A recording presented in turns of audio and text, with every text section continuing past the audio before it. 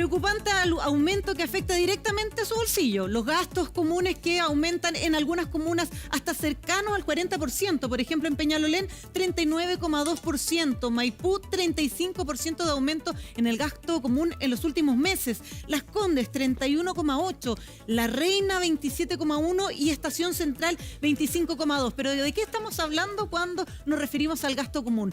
¿Qué es lo que se cobra? ¿Cómo se puede ahorrar en estos ítems? Estamos hablando que hay comunas donde el gasto común promedio más caro, como en Vitacura, alcanza cercano a los 250.000 pesos. Los más baratos, como en Quinta Normal, 50.000 pesos. ¿Cómo podemos ahorrar y cómo podemos entender qué es lo que estamos pagando? Lo vamos a revisar con Luis Vallejos, también de la Asociación Gremial de Administradores, y también Gonzalo, que nos tiene ahí todo un listado para entender de qué estamos hablando. O sea, yo voy a tratar que entendamos esta cuestión. Le voy a hacer empeño. Aquí tenemos 2 cuentas, 2 ejemplos, ¿no? Más o menos estándar de gastos comunes, cómo se desglosan. Y acá tenemos los principales gastos, por ejemplo, de administración. Uno de los gastos más fuertes es el pago, ¿verdad?, de los sueldos de las personas que trabajan. En este caso, casi 3.400.000 pesos. La mantención, ascensores, jardín, motobomba, en fin, la luz, el agua, el gas. Gastos generales. A ver, Luis Vallejo, gracias por acompañarnos para que nos haga entender usted por qué han subido tanto los gastos comunes. Porque en algunas comunas un 40% más. ¿A qué se debe? ¿Qué explica fundamentalmente esto? Buen día. Gracias, Gonzalo. Natalia, mucho gusto. Hola. Mira, básicamente hay que entender algunas lógicas iniciales. El gasto común es una rendición de cuentas, no más que eso. Es la sumatoria de todos los ítems que se gastaron el mes anterior y se cobran en el mes siguiente. Claro. Ahora, ¿por qué sube el gasto común? Lamentablemente el gasto común tiende al alza. ¿Por qué tiende al alza? Por ejemplo, el 50 y fracción por ciento del gasto común total corresponde al ítem sueldos. Entonces, claro, si tú tienes algún incremento de sueldo, algún reajuste de sueldo, una mejora salarial, por ejemplo, el sueldo mínimo, o ahora viene la nueva ley que se está aprobando que tiene que ver con el aumento, la reducción de las horas, va a aumentar también otro poquito el gasto común en remuneraciones. Cuando tú subes el ítem de mayor incidencia en el gasto común, que tienes más de un 50%, probablemente repercute en el total más fuerte que el resto, que claro, es la mitad. En este ejemplo que tenemos acá, consigna lo que usted nos está explicando. El costo más fuerte es el de, en este caso, los trabajadores. 7 empleados, algunos de ellos part-time, sus cotizaciones previsionales, los turnos de apoyo en aseo, desinfección, en este caso los aguinaldos de fiestas patrias, que también se tienen que considerar en parte de los gastos, o anticipos que se dan, bueno, en este caso 3.355.363 pesos. Eso claro, es los sueldos, Gonzalo, ¿no? Pero importante también, para sumar lo que decía Luis, es que este año tuvimos un alza importante en el sueldo mínimo. Entonces, claro, efectivamente, quizás parte de ese aumento tan abultado que vimos en un año tiene que ver con que a todos ellos les podría haber subido un poquito el sueldo, y eso se ve en esta cifra finalmente, que en este caso, en el del ejemplo, son 3.355.000 pesos. Claro. Hay otros factores para apoyar que tienen que ver, por ejemplo, que todo está indexado al dólar en Chile. Entonces, finalmente, los repuestos de las reparaciones subieron. Aparte, hay escasez, entonces eso hace que sube un poco más el precio de las reparaciones. Pero cuando habla de repuesto, por ejemplo, para la mantención de ascensores. Ascensores, salas de bombas, calderas, ya. Todo lo que requiere algún repuesto, eso es todo importado. No, claro. Después, que sí, pero ¿sabe qué? Perdón que voy a ir parando con elemento y elemento. Sí. Mire, a veces se piensa que uno de los gastos fundamentales son los ascensores. No, son los sueldos.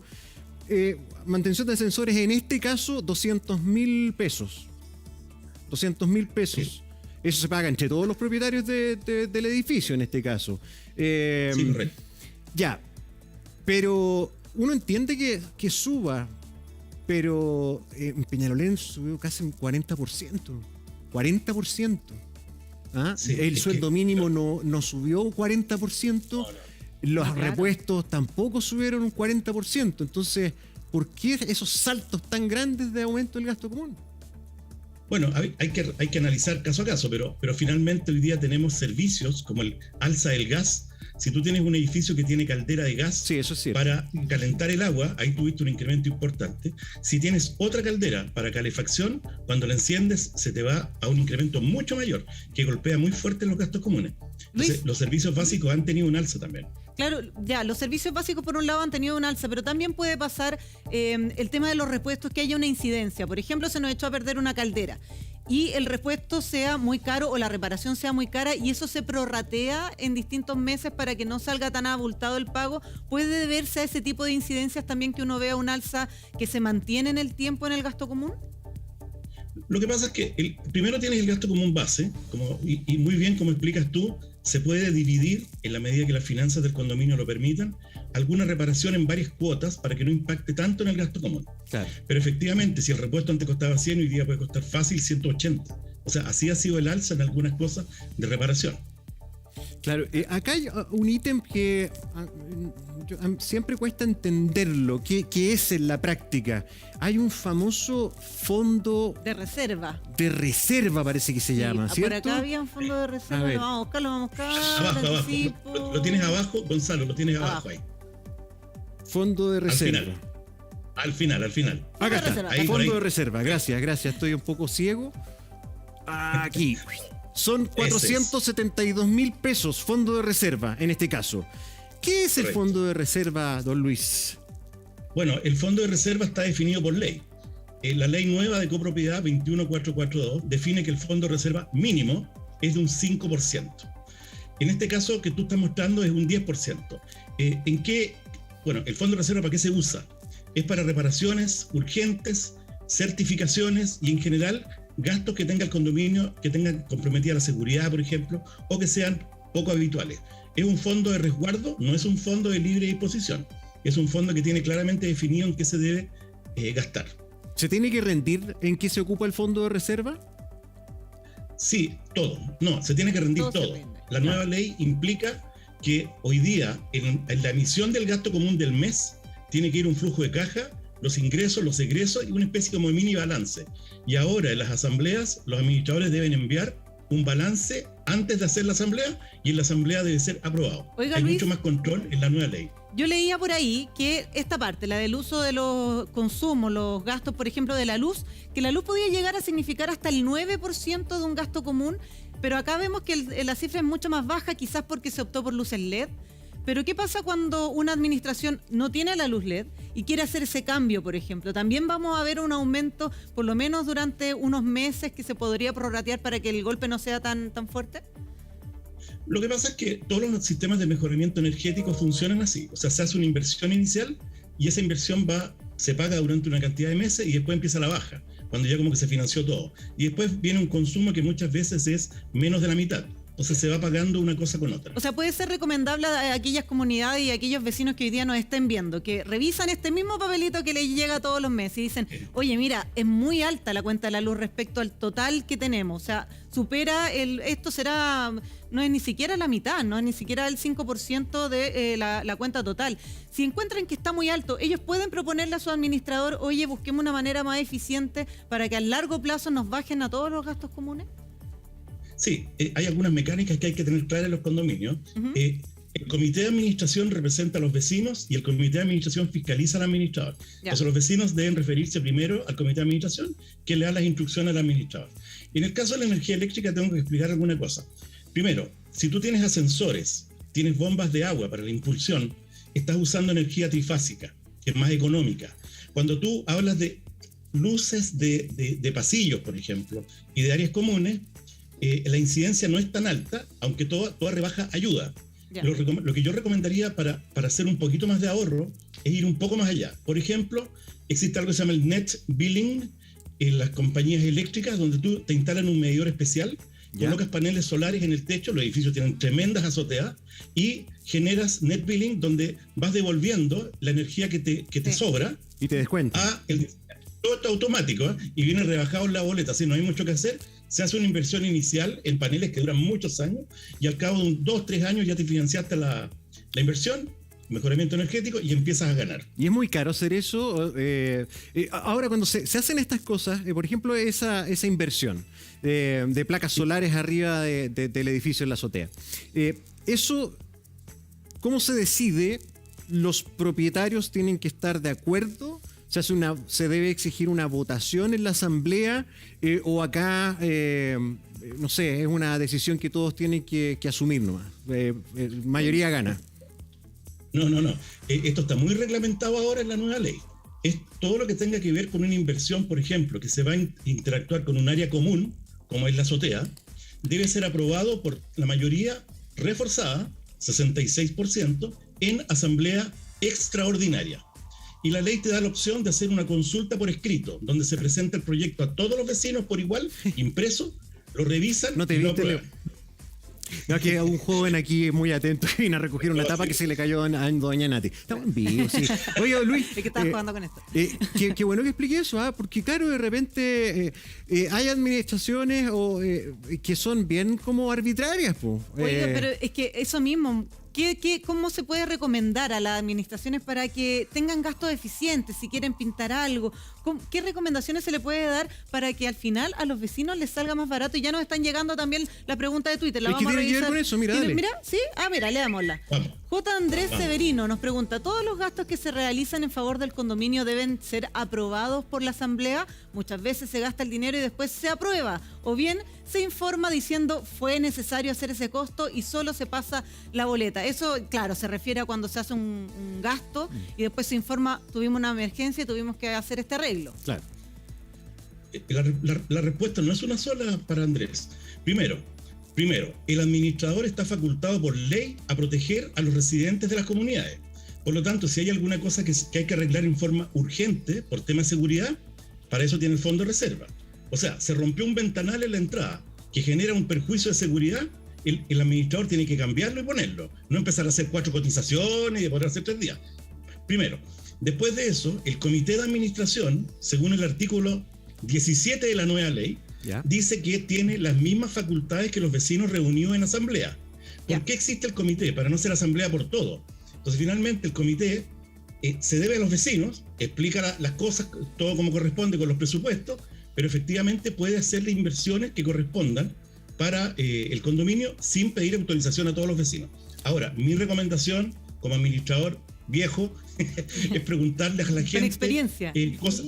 Claro, bueno, gracias. En el fondo, preguntarle haciendo encuestas a los vecinos para buscar puntos de acuerdo y tener el parecer de la comunidad, para que nadie se enoje. Pues, oye, Luis, como corresponde, ¿sabe qué? Sobre todo hoy día que está cada vez más difícil comprar una propiedad y ya el arriendo es lo más masivo, por cierto. Ya, estamos gastando. Sí, estamos gastando mucho. Sí. No estamos hablando de los gastos comunes, Natalie, con el experto, ¿verdad? Que nos ayuda en administración de edificios, condominios, para que nos explique por qué los gastos comunes están subiendo tanto. En algunos casos hasta 40%. En comunas como Maipú, 35% más que antes. Oye, espérate, no quiero ser pájaro de mal agüero, pero quiero mostrarle algo que se va a venir en los gastos comunes de este mes probablemente. Mire, los aguinaldo de fiestas patrias y nos van a subir también los gastos de este mes probablemente para que tengamos ojo. Pero había quedado una pregunta planteada, Gonzalo. Sí, había quedado una pregunta planteada del público, de ustedes. Mira, Juan Pablo Foto nos preguntaba, ¿quién paga el fondo de reserva? ¿El arrendatario o el arrendador? Don Luis, ¿quién debe pagar el fondo de reserva? Bueno, primero tenemos que entender que hay una lógica aquí. El fondo de reserva es un ítem de ahorro para prevenir futuras reparaciones y mantenciones que puedan ser, digamos, necesarias para que la instalación completa siga funcionando. ¿Sí? Cuando una persona arrienda un departamento, no lo arrienda para repararlo, ni tampoco anda reparando las áreas comunes, lo arrienda para ser usado. Por lo tanto, bajo esa lógica, todas las reparaciones, mantenciones y también, los fondos de provisión deben ser de cargo del propietario. Don Luis, ¿y eso ocurre en algún lugar del planeta? No. Porque a mí jamás me restaron el fondo de reserva. Pero ahí tiene los argumentos ahora. Pues. Es que va a ser fácil, porque si lo tiene que pagar el arrendador, va a subir el costo del arriendo. Sí, es fácil. Mira, lo que pasa aquí es que no es que exista desconocimiento, lo que pasa es que hay como habitualidad. Pero los contratos de arriendo son algo privado entre arrendador y arrendatario y pueden fijar cosas ahí que se pongan de acuerdo entre los dos. Por lo tanto, lo dejo así porque es un tema a definir entre los dos. Claro. Ya, mira. ¿Hay más preguntas? Tenemos más preguntas. Mr. Doggies dice, ¿dónde puedo demandar al administrador o alguna entidad que fiscalice al administrador? Por ejemplo, en el juzgado de policía local nos Buena pregunta. pregunta. Sí, a ver, el administrador propiamente tal, que es el representante legal de la comunidad, los residentes hoy día tienen más empoderamiento según la nueva ley.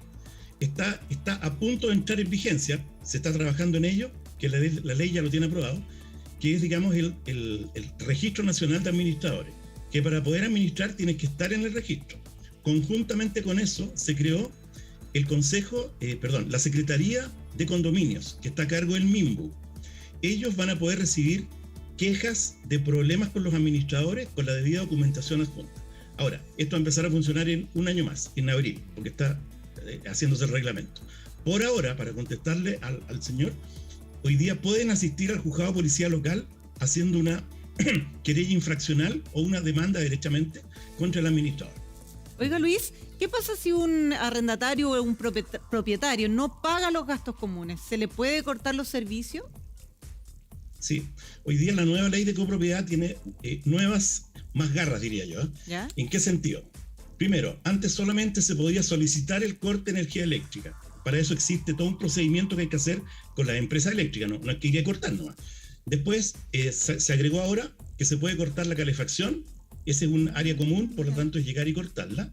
Y también se puede solicitar ahora a las empresas de telco, como de telecomunicaciones, internet, cable, teléfono, como parte nueva. Oiga, Luis, pero ¿qué pasa? Adicionalmente, ¿En cuánto tiempo demora te pueden empezar a cortar las situaciones?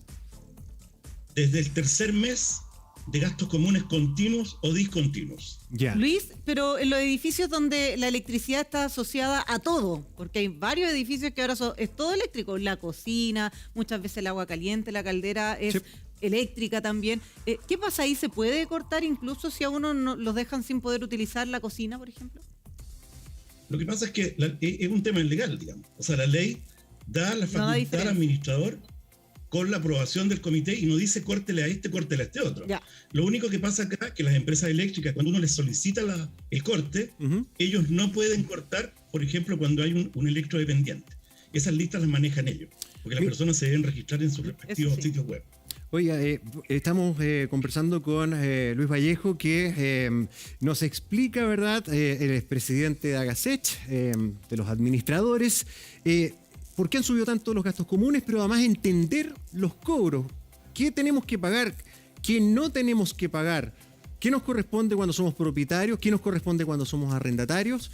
Nos llegan más preguntas, Luis. Mira, Monty dice, en mi condominio están ocupando el fondo de reserva para pagar sueldos y otras cosas, ya que dicen que hay varios morosos. ¿Es legal eso? Buena pregunta. No. Buena pregunta. Sí, respondo. Buena pregunta, Monte. No. Esto no es legal. El fondo de reserva, si bien la nueva ley autoriza cargar las indemnizaciones por despidos, que eso es algo nuevo, eso se puede cargar hoy día al fondo de reserva. Como ya expliqué, reparaciones, mantenciones de urgencia, no mantenciones mensuales, y en ningún caso sacar plata para pagar deuda. Ahora, podemos tener un registro de cuánta plata tenemos en el fondo de reserva, en la cuenta corriente, y le podemos pedir prestado para pagar alguna deuda y después recuperarla cobrándole los gastos comunes y se devuelve al fondo. Eso es manejo del flujo a caja.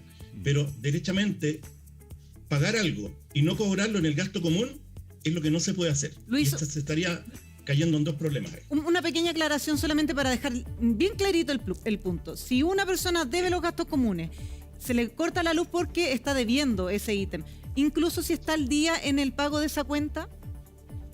Sí, son dos cosas diferentes. La persona le dice a la compañía eléctrica, oiga, yo tengo mi cuenta al día, ¿por qué me cortan la luz? Porque hay otra ley que dice que usted debe gastos comunes y faculta. Por lo tanto, son dos cosas diferentes.